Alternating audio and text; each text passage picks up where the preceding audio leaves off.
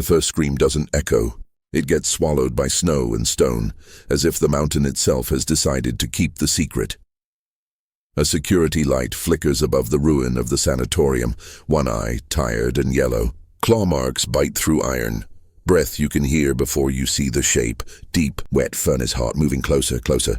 Until this is whispering narratives, cinematic horror where the old words keep the world from breaking.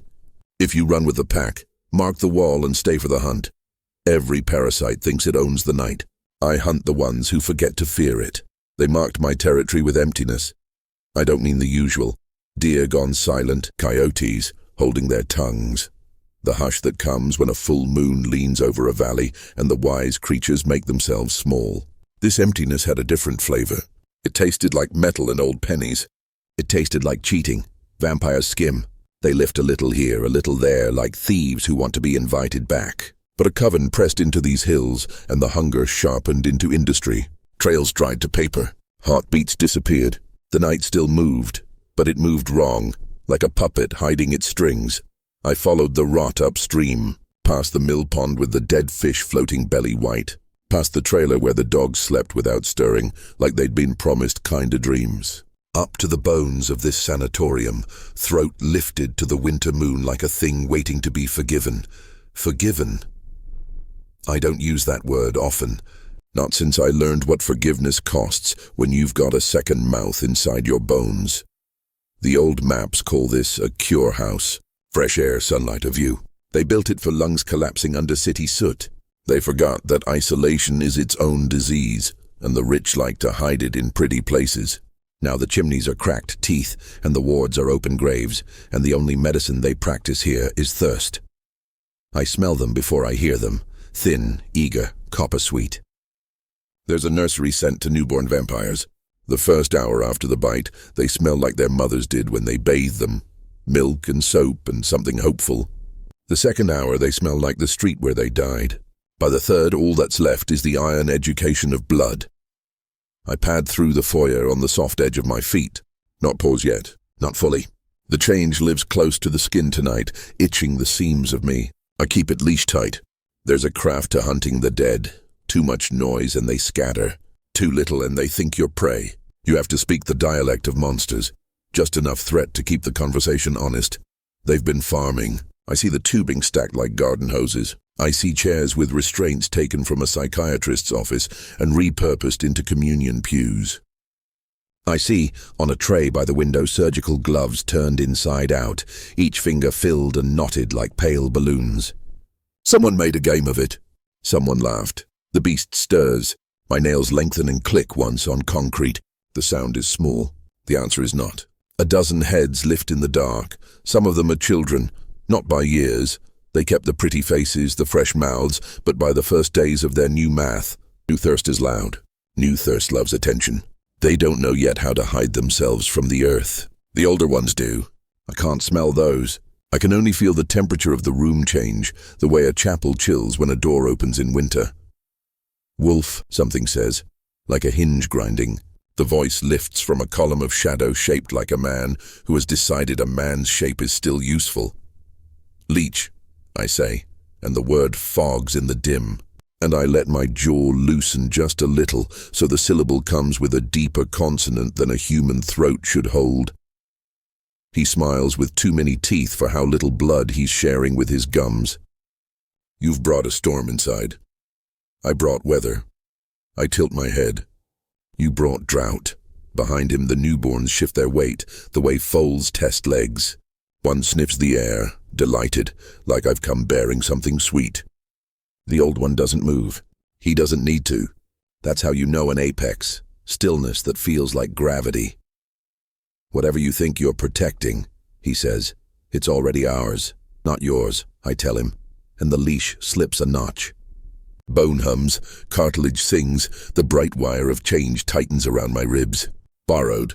And the moon is an accountant, he laughs. It's pleasant, courteous even. His hand sweeps to the side, inviting me down the hall like a maitre d' showing a preferred guest to a table by the window. Come, he says. Breakfast is waiting for you, his eyes glitter, or perhaps it's lunch. Time grows unimportant when one lives properly. I let my teeth show. Then let's talk about proper living. The flurries thicken outside. The corridor narrows to a throat. Someone hisses. Someone giggles. I hear, beyond the wall, the slow metallic tick of a chain swaying from a meat hook. Left over from the sanatorium's final winter, when the boilers died and they burned beds to keep warm. I have a rule. I don't change all the way until the first lie is spoken. It keeps the night orderly. The old one says, we mean no harm. The rule is satisfied. The leash breaks. The lie enters the room like warm air. My bones answer it. Ligaments sing. The sternum opens along an old seam, the second mouth yawning through cartilage and prayer. Fingers split into tools. Heel bones hinge, lengthen, kiss the floor as if greeting an altar they recognize. Fur climbs my shoulders like winter deciding where to live. The world tightens into focus until each mote of dust becomes a star chart, and every vein pulsing in a newborn's throat is a ticking clock I can read with my teeth. They move first. The hungry always do. New ones rush in, delighted by the idea of winning. I step sideways. A narrow dance learned long before I was cursed, back when my father taught me to keep my center over my feet and my chin down. The first newborn meets my shoulder and folds like wet linen. The second shows me his teeth and I show him a lesson. When a wolf enters your house, it becomes his house. I don't roar. I work. A wrist bends backward with a branch snap. A throat opens like a curtain, the dark behind it deeper than it ought to be. I throw one into the tray of knotted gloves. Pale balloons arc and pop, splattering a sacrament they didn't earn. Another tries to climb the wall, spider quick, until I pull him down by the ankle and he learns about gravity the hard way. The old one doesn't flinch. He watches as if I'm demonstrating something he ordered from a catalog. When the first of his flock stops writhing, he tips an invisible hat to the corpse and evaporates into the corridor gloom, the way fire chooses its next room. Cowardly? No. Tactical. Old predators don't test their teeth on another apex until they've weighed the angles and measured the exits. I follow, but not with speed. Speed is for chase. This is hunt. The sanatorium's belly opens. Surgery, hydrotherapy, a chapel stripped to studs. I shoulder through a set of double doors and find their harvest lines. Clear tubing spidered from gurneys to cold boxes. Labels inked with tidy dates and initials. The handwriting is careful. It respects margins. Vampires like to pretend they're above appetite. They alphabetize their sins to feel civilized. One box is warm. I lift the lid. Inside is a boy with freckles and a cannula taped to his arm. He blinks once, as if surfacing, then falls again into the soft drown of whatever they gave him. His breath fogs a little oval on the plastic. The beast inside me argues. It always argues and it dislikes interruptions. But there's an older law in me than fur and fang. The law my grandmother whispered over bones when she set them for soup. You may take, but you must guard. I slide an IV pole through the handles, wedge the box against a radiator, and drag a metal cabinet in front of it. It's not mercy. It's triage. If I live 10 more minutes, I'll come back for him. If I die, the cabinet will buy him 3. Footprints like ash crescents lead away. The old one made his heels vanish, walking toe first like the dead forget weight. He's drawing me into a narrower throat of hallway. I can smell the history of it. Disinfectant grief, a dozen winter mornings where nurses decided not to cry until they reached the laundry chute. He talks to me from the dark, polite as a good suit. Do you think this is noble, Wolf? Cleaning gutters while the house burns. I think I'm clearing out your rats, I say, and hook my claws into the drywall, raking it so the sound sets every newborn nerve on edge. Their hiss is chorus. They're learning that fear is not a human privilege. Territory, he muses. Such a small word for such a small idea. Boundary, I correct. The old words keep the world from breaking. He laughs, lower now, closer. There's a door ahead. Beyond it, a faint thrumming like a wasp nest. I push through and the room blooms blue. UV strips caged behind wire, bathing stainless steel in cold light. They've been experimenting. On the table sits a charred forearm, fanged at the wrist where something bit down too slowly. On the wall, a chart in that same careful hand. Exposure intervals, clotting times, notes on sun stutter and ash drift. They've been trying to teach themselves to survive daylight in bites and seconds. Industry, he says, pleased that I've noticed. We are done with caves. We keep moving because the world moves and drains. I say, nose to the ledger open on a clipboard. Shipments logged to an address down valley, an old cannery, shut since the flood. You're feeding a second mouth. A city, he says. A righteous one. We waste no life. Even our dead are useful. His voice softens. You, on the other hand, break things. I close the ledger on my palm with a sound like a slap. Some things are made to be broken. A newborn lunges from under the table, clever, patient, almost enough of a hunter to be dangerous. I let him come high and turn him to the floor with an elbow like a falling tree. The UV cages hum and spit as he flails. The smell is wrong and righteous at the same time. Your elders will come, the old one says, when they realize you're thinning their kennel. Do they know you play hero now? I don't play, I tell him.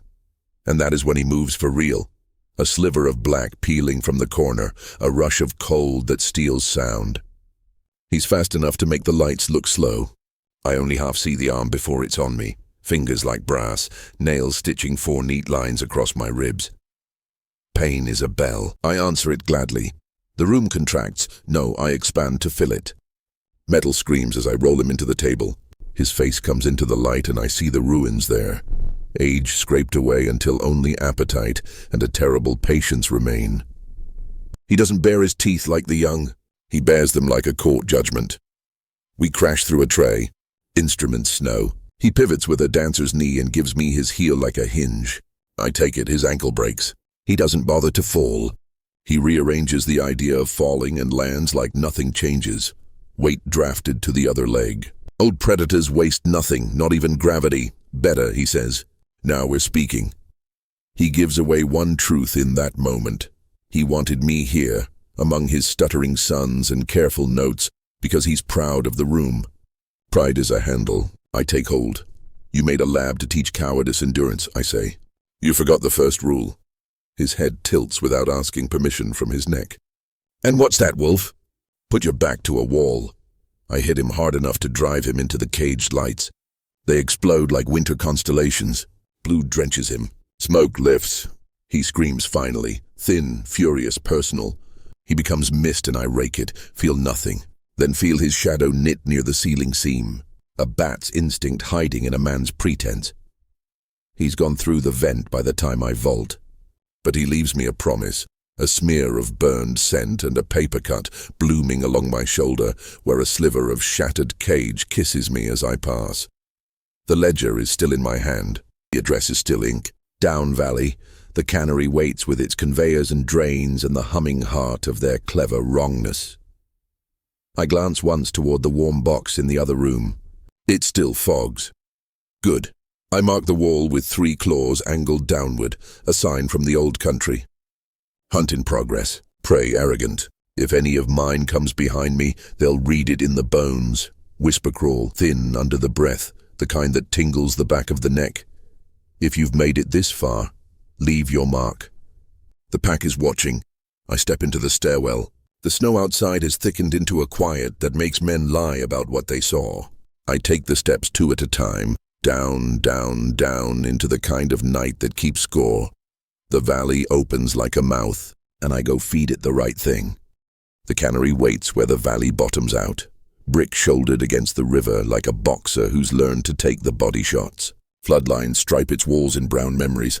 Broken letters on the facade still try to spell Hayworth and Sons. Tonight, the sign says something truer. We take what keeps you alive and sell it back colder. I circle wide. Hunters who live count their windows twice, and their exits 3 times. The snow has quieted into a sift, flakes choosing where to die with ceremony. On the loading dock, a light burns the color of old teeth.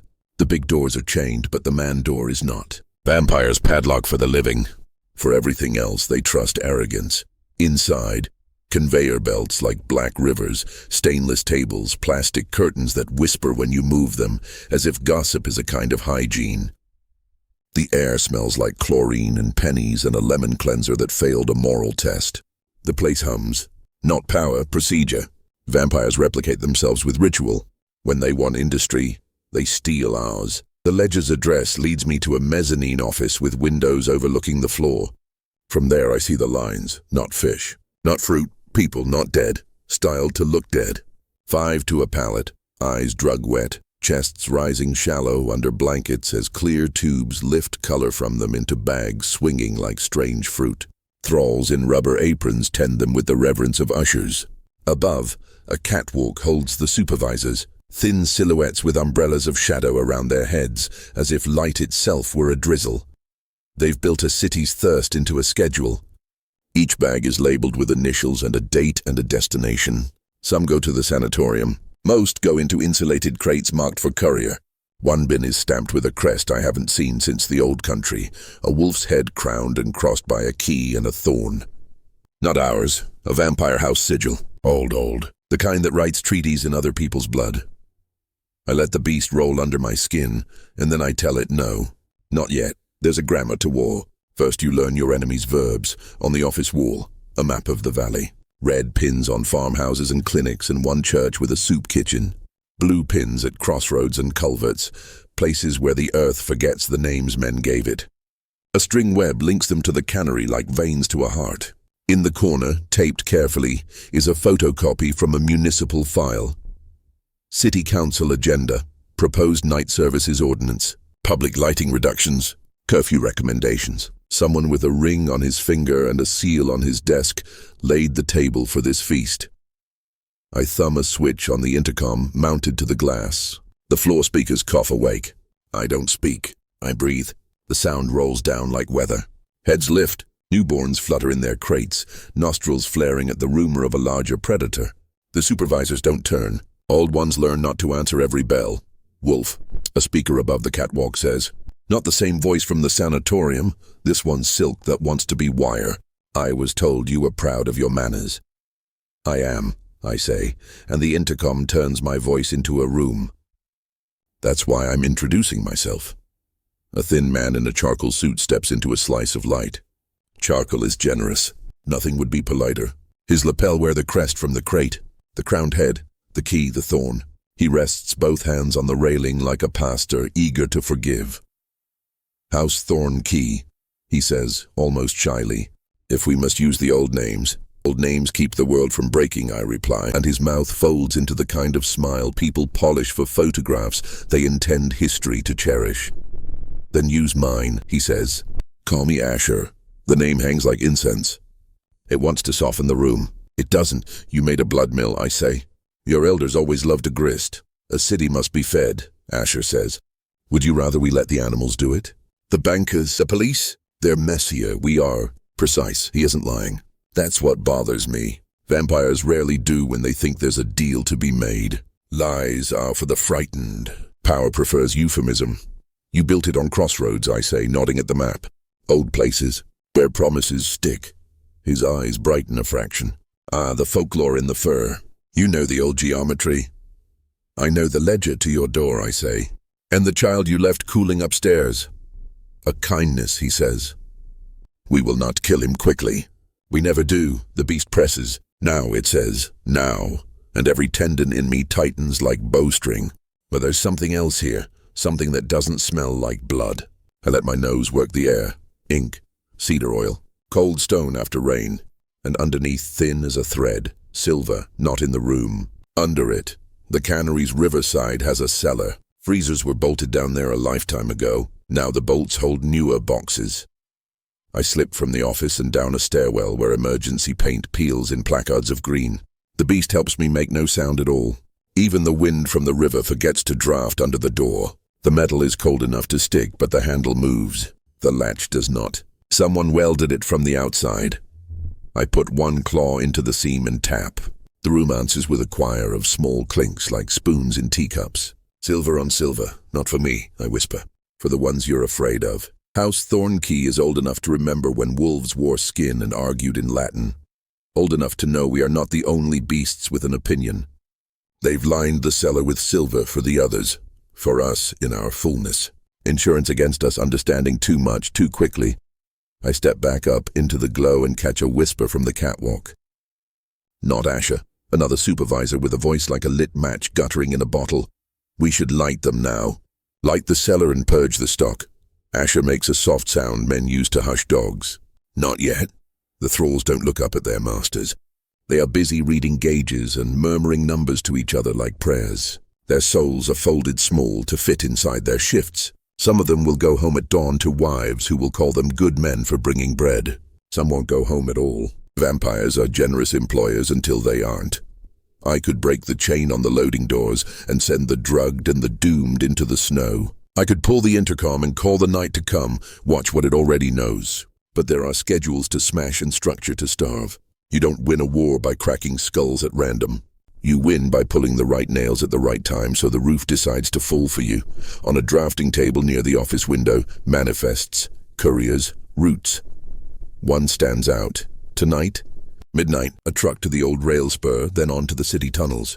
If I cut that line, the coven starves somewhere important, somewhere noisy. I slide the manifest into my jaw and bite an imprint through the paper.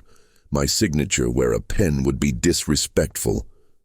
When I put it back, the holes make a pattern only the old will recognize. Debt cold. The moon is an accountant. Accounts balance when someone does the math. Wolf, Asher says, and now the silk goes harder. All of this can be shared. You built it on my bones, I say. You can have what's left of your pride. Pride? He almost laughs. We have policy. He gestures like a conductor cueing a small, cruel orchestra. Democracy voted us the dark. We only learn to harvest it. For a moment I see it. A whole country of emptied nights, ordinances passed by tired men, lights dimmed to save a budget and feed a hunger. Vampires don't have to own a city to eat it. They only need to convince it to sleep. Here's my policy, I say. I reach up and drag the intercom's gain to full until the speakers ache. Then I let the beast breathe. Not a howl, not yet. Just the truth of a lung built to move air through forests and history. It rolls through the cannery like weather remembering thunder. Thralls freeze. Newborns shiver awake and begin to cry without understanding why. Supervisors look annoyed, which is their way of being afraid. Whisper thread, thin under the rumble. For the ones who hunt with me across screens and speakers, if you're with the pack, mark it. Type hunt so I know where you stand. Asher steps back from the rail. Very well, he says. If we must be impolite, he raises one white hand. Lights along the catwalk click and burn to blue, then brighter. Sun stutter rigs like the ones at the sanatorium, caged and cruel. They hum thirstily. I smile with too many teeth. Turn on your fake day, I say. I brought weather. Above us, somewhere in the rafters, something heavy ticks. Chain on a winch, old meat logic retooled for new harvests. Below us, the cellar full of silver waits like a mouth. Between the two, this room of measured hunger holds its breath. I exhale the leash off my bones.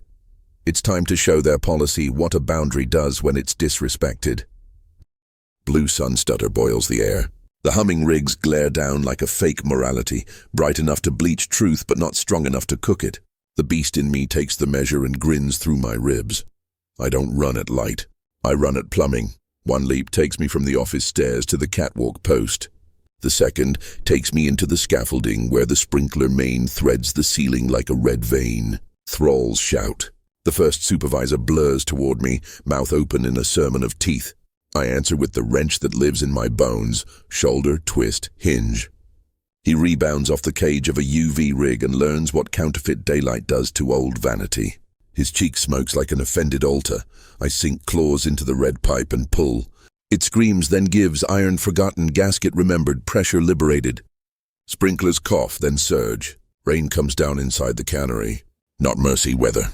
A million needles hang in the air, turning the blue glare into a drowning haze. Electricity laments. The UV rigs flicker, stutter, arc. One pops and showers the catwalk with glass like an instant winter. Below, the line workers, men with souls folded small, stare up, drenched, confused. I drop beside them and start moving them with a shepherd's cruelty. Shove, pivot, door, out, I growl. And something older than language in their bones obeys it. Rubber aprons slap wet as they bolt for the loading bay. The new turned, those drugged to softness on pallets, blink at the rain, and some of them begin to cry like they've remembered their names. Asher doesn't run. He walks along the rail as if the water were a carpet he paid for. The House Thorn-Key crest shines on his lapel in the fake day, bright as a tax. You broke my lights, he says, almost fond. You forgot the sky had plumbing. I snatch a chain off its hook and heave. Up in the rafters, the winch answers, old logic grinding awake. The hook swings low and mean.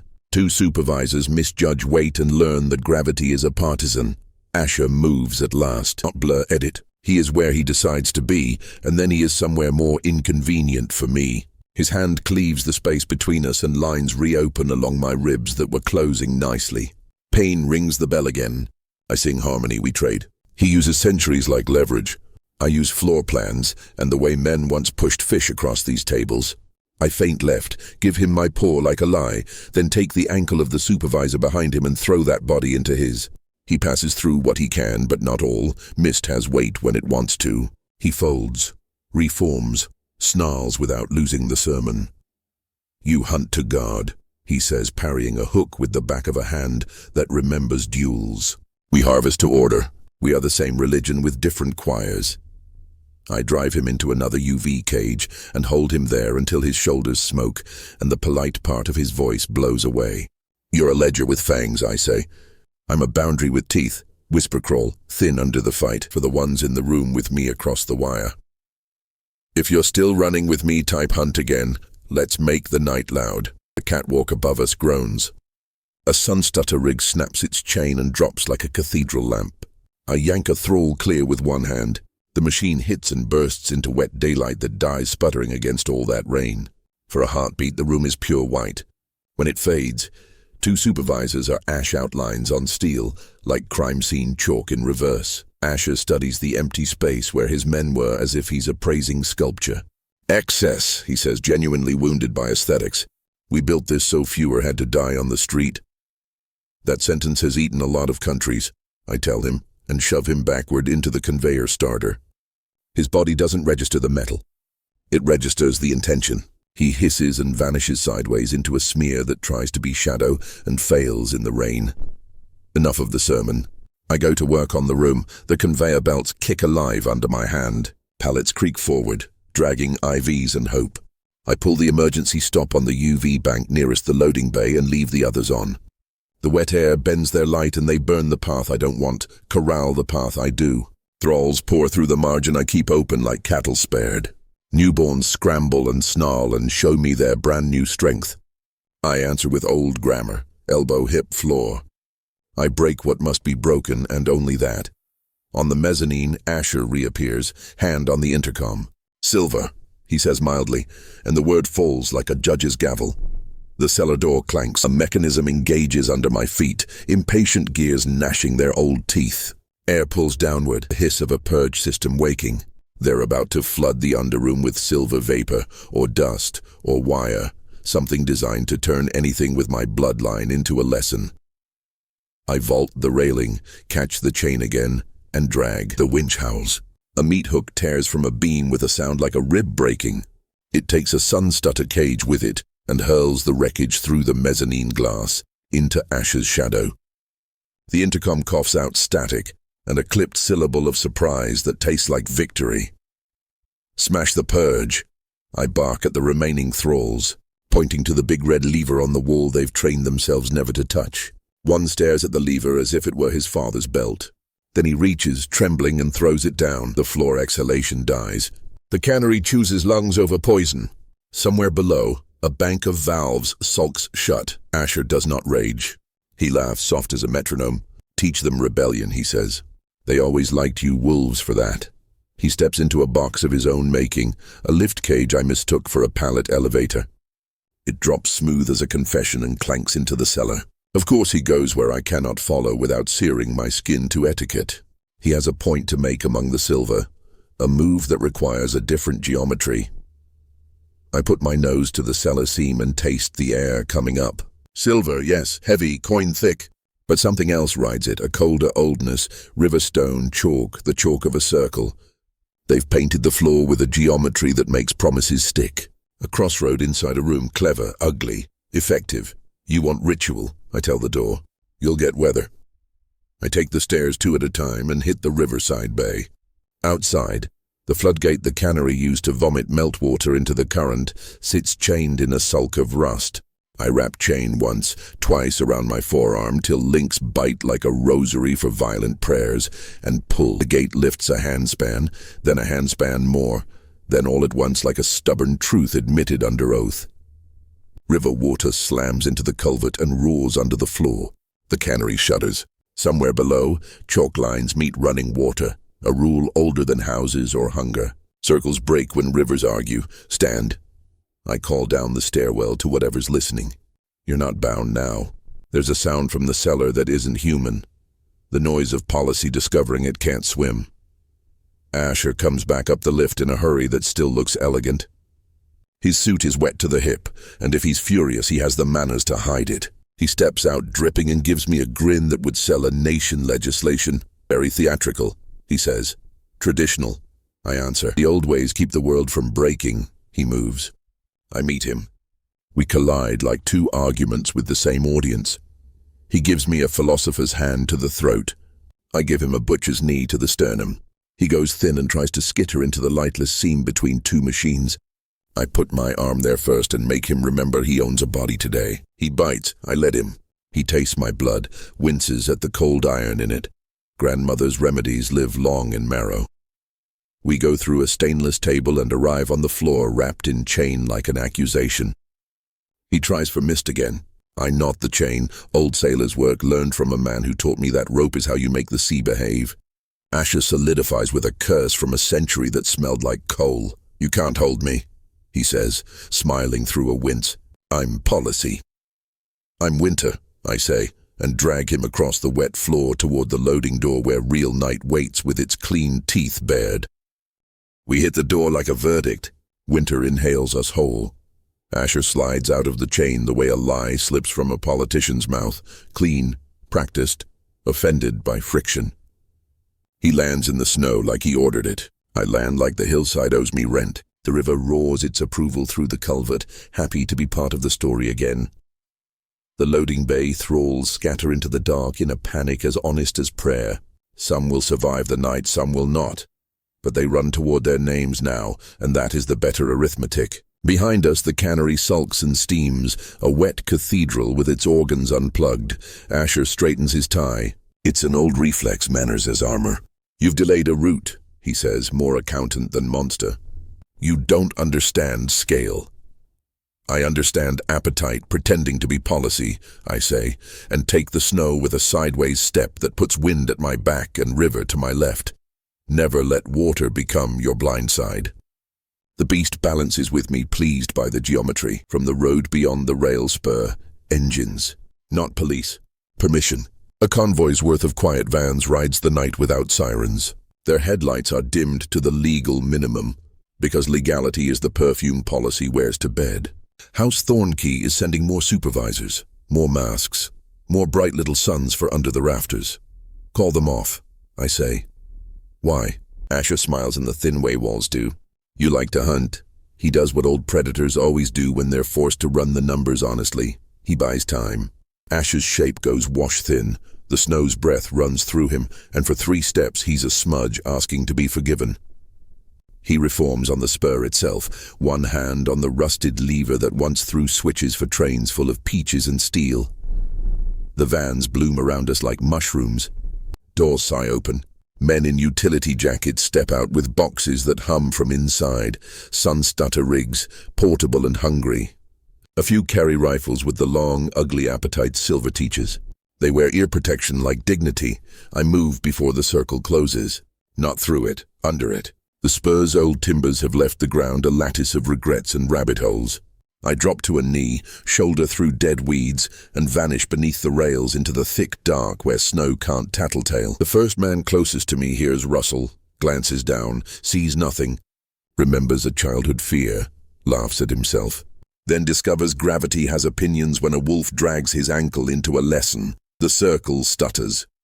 Men bark the universal syllables. Men bark when they realize the story isn't about them. Asher gives a small, appreciative nod, as if I'm still auditioning for his choir. Whisper thread. I breathe into the night that carries our voices. Pack, if you're in. Type hunt. Then say where you're listening from. We hunt better when we know where the howls are coming from.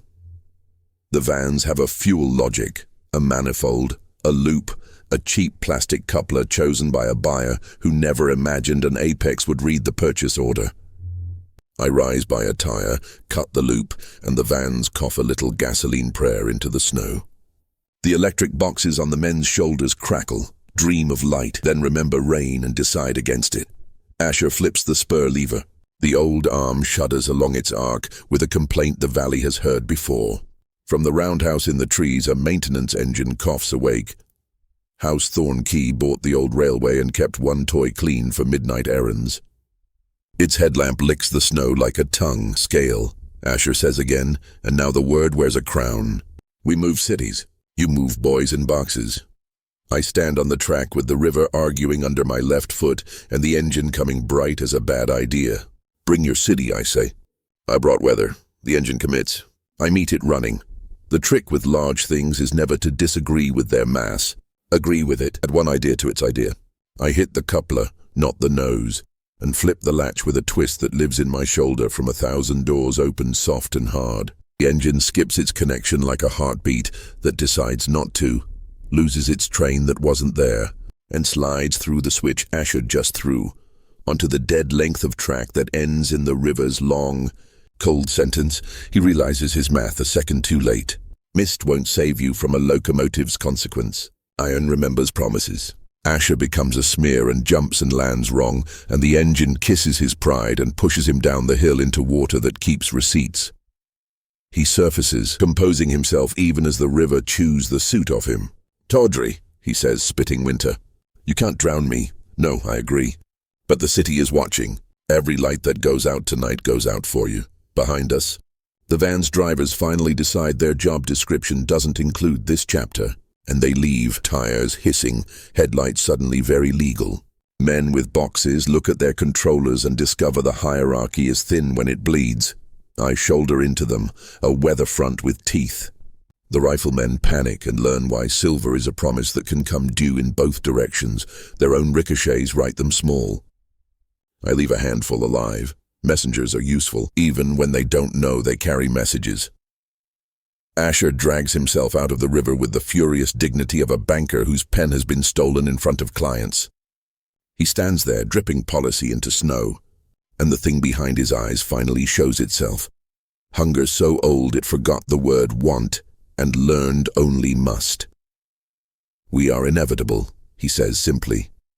So is winter, I answer, and let the beast all the way out. He runs. I follow. We leap the ditch, whistle the rails, tear through alder and ghost-pipe and the bones of a fence. The valley narrows into a gorge where the city keeps its utilities, steam tunnels, fiber trenches, culverts fat as vaults. House Thorn-Key's map has lived in my nose since the mezzanine. He's going where his scale lives, under the streets, where policy keeps its teeth in tidy rows. I come into the tunnels, one heartbeat behind him, and the dark takes us both like a vow. Under the city, the air tastes like iron filings and cheap coffee. Steam sings a low hymn from broken insulation. Every footstep maps a century of bad decisions. Asher glides ahead through the yellow pools where maintenance lights pretend the sun isn't on vacation. He leaves no footprint. He leaves intention. His shoulders square when the tunnels widen, relax when they narrow. He knows this skeleton like a landlord, knows the hinges that squeak. He wants the junction, the place where water, heat, and traffic exchange secrets and do not sign receipts. I let him get there. It's a cathedral of utility, concrete ribs, a floor slick with condensation, 3 mouths opening into deeper dark. On a catwalk that stitches the space like a bad repair stands a woman in a suit older than asphalt. Her hair is a clean white line cut with a T-square. Her eyes are 2 legal clauses. On her lapel, the Thorn-Key crest worn like a birthmark.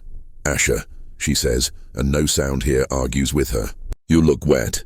Matriarch, he answers with a courtesy that has crushed empires. He is theatrical. I see weather, she replies. Her gaze moves to me the way an abacus moves when an accountant counts lives. Wolf, House Thorn-Key, I say. You've moved into my basement. She nods as if I've finally remembered to use a coaster in her living room. The city invited us, grants, contracts. We are the disaster response no one has the spine to name. You're the disaster, I say.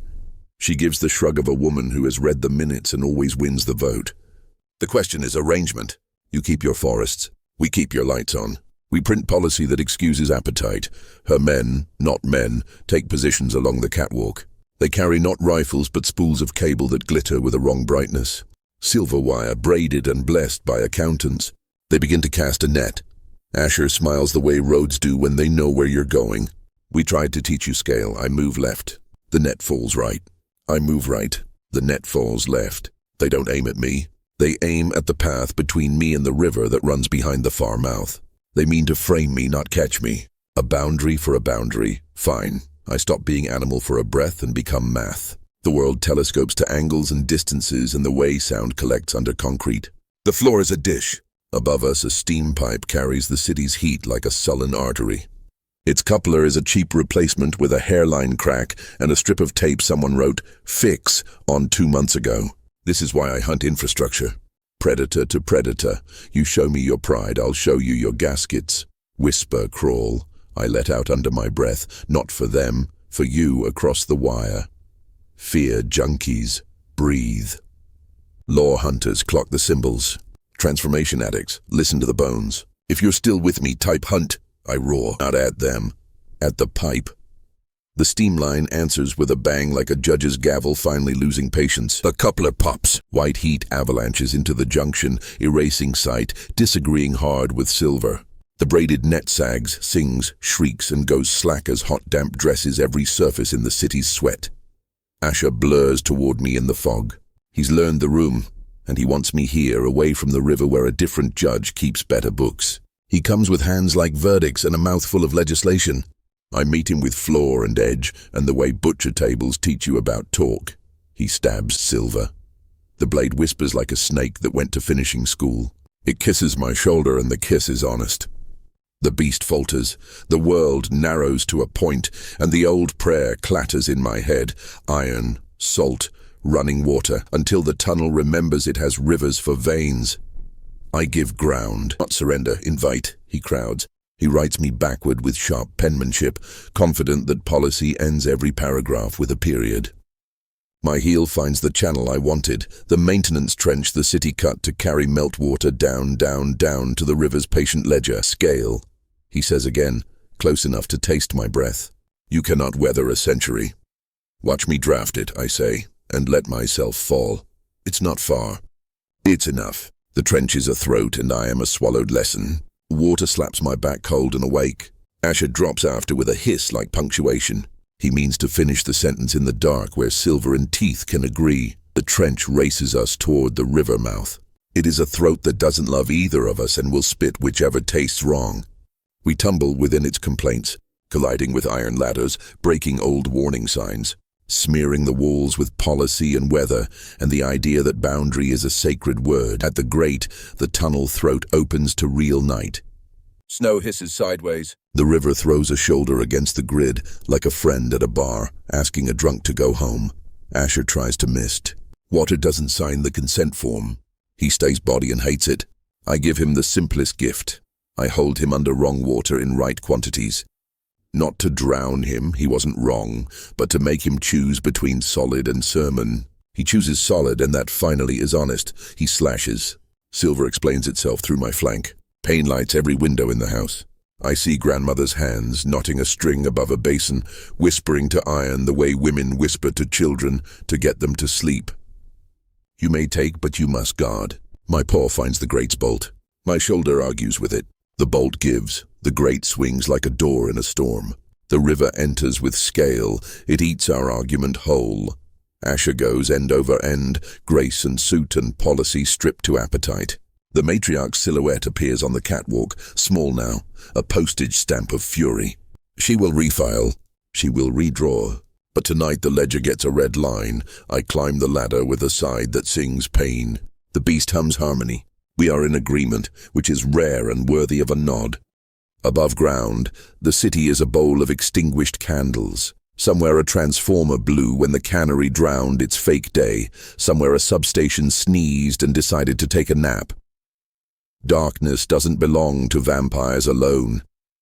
It belongs to night, to deer, to children who must learn to be brave, to the old who remember stars. Sometimes it belongs to wolves. Tonight, it belongs to the accounts. I walk the streets with my ribs speaking in drum beats and my breath throwing smoke like a factory's last shift. The sirens that come are human. They ask stupid, beautiful questions. They point lights at places that deserve them. They tape off what they can't name. The river, busy and proud, tells them a story that makes no sense on paper and every sense in bones. Back at the cannery, the thralls who found doors stand in, clumps under sodium lamps that have finally decided to do their work. Some hold blankets to their chests like diplomas from a school they left without permission. A few look at me the way children look at dogs too big to be safe and too soft to be feared. I show them teeth they can understand, the tired kind. I find the warm box with the freckled boy. He is warmer now. A woman in an EMT jacket has a hand on the plastic in the universal gesture for, "I am here, little miracle." She doesn't see me. That is correct. There are nights when the best work is the kind that passes like a strong wind everyone blames on weather. On the cannery wall, near the 3-claw mark I left for mine, I draw the old sign that means debt balanced. It is a triangle made of lines you can't draw without taking your hand off the stone. The old people will see it, the city will feel it and not know why the air smells like pennies and pine. Asher is not Ash. He is not anything so polite. He is a problem the river will carry into bends where water does surgery with patience. House Thorn-Key is not dead. The matriarch will host a meeting in a room with beautiful windows and a table as long as a train. She will say the word inevitable. She will say the word arrangement. Men with rings will pretend to argue. They will pass an ordinance with a name so kind, it will make your teeth ache. I will be there before the vote. Weather has a way of getting onto the agenda. Whisper crawl. I let the voice ride out one last time to every eye that stayed with me through blood and water. If you ran with me, drop one last hunt. Tell me what part made your pulse climb. I read every mark. I use it to map the next night. I take the high street. The moon stares like an auditor in a clean shirt.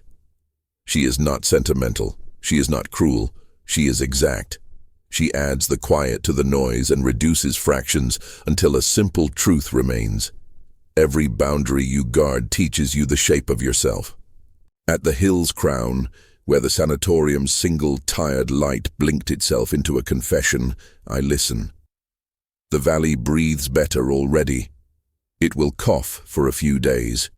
It will learn to keep its windows open. It will tell stories badly at first, then better. A boy with freckles will grow into a man who looks up at streetlights and feels gratitude he doesn't have a word for. I stretch the torn side. The hurt is bright and honest. I salt it from a little tin I keep for nights like this. Old remedies deserve use. I press iron to the wound, nail head warmed in my palm, because the old country taught me about promises and metal. It hisses. The smell is memory and medicine, and a kitchen where a woman sang to bones. You did well, the beast says, which is not praise, it is a fact. We could do better. We will, I say, not a pledge, a plan. Down valley, the city flickers back one neighborhood at a time. Lights bloom like cautious flowers. Somewhere a woman laughs at a joke that doesn't deserve her laughter. Somewhere a man carries a sleeping child from a car to a bed and looks at the dark between porch and door with a fear that feels ancestral. I do not howl. I let the night be the choir. Cars on wet pavement, wind tidying alleys, the river counting in its sleep. Before I go, I carve a last mark into the sanatorium's brick. A key crossed by a thorn and cracked in its bow. Not triumph, notification. I see you. The old words keep the world from breaking. Tonight they kept me from becoming only claw. I am hunter and guardian both. It is a narrow road, and I prefer it. Roads without ditches invite speed and forget consequence. When the next city dims its lights to save money and feed a hunger, policy will arrive in suits and smiles. So will I, with weather and winter, and the memory of a river that remembers every name. Until then, if you wake in the small hour and the room feels too tidy, open the window and listen. If you hear breath you don't like, make a mark. The pack reads walls, and if you see a ledger that bites, call me. I am the boundary with teeth, and for those who hunger for more, step deeper into the shadows with our ultimate werewolf horror playlist, linked in the description below. In the world of horror, the scariest things happen when you least expect them, and trust me, you don't want to be left in the dark. Welcome to the darkness.